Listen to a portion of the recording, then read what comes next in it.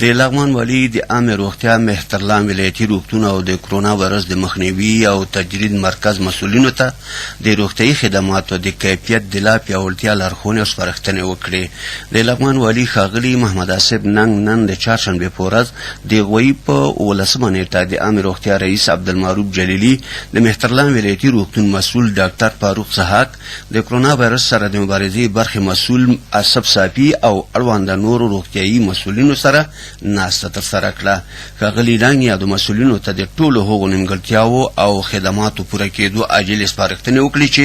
د عامه روغتیا وزارت مرستیال او ولسونو ته د منلو نه دي او د اصلاحاتو غوښتنه یې کوي. نوموړي دغه راز مسؤلین مدیریتي ستونزو حل، ناروغانو ته په وخت رسېدنه او غوره چلن او له اوسنۍ اوبا یعنې کرونا سره د مبارزې برخه کې د لا زیاتو هڅو خدماتو ته متوجه کړل. ښاغلي ننګ د کرونا وایرس د مخنیوي او مبارزې نوي ټاکل شوي رئیس ته لارښوونه وکړه چې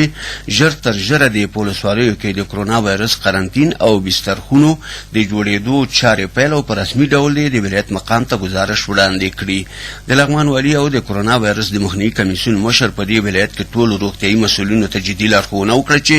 په کرونا اخته او مشکوک ناروغان د دې په خاطر چې ټولنه کې دغه وایرس خپور نشي او د خلکو اندېښنې ځواب شوي اوسي په تجرید مرکز کې بستر کړي. نوموړي د عامه روغتیا او مهترلام ولایتي روغتون مسؤلینو ته د نورو سپارښتنو سربیره هغه ستونزې او د نیمګړتیاوو د پوره کېدو مهلت ورکړ چې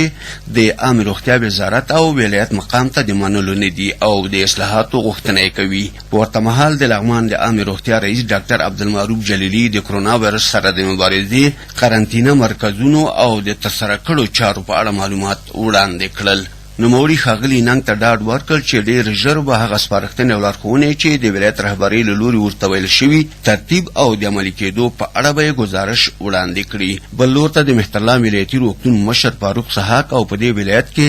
د کرونا وایرس د مخنیوي او مبارزې رئیس ډاکټر محمد آصف صافي وویل چې اوس مهال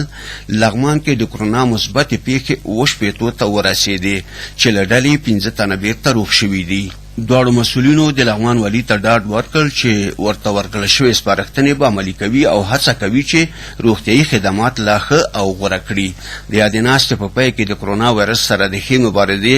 ترسره کوونکي ډاکټر صدیق سمسور د لغمان والي له لوري په ستاینلیک ونازول شو.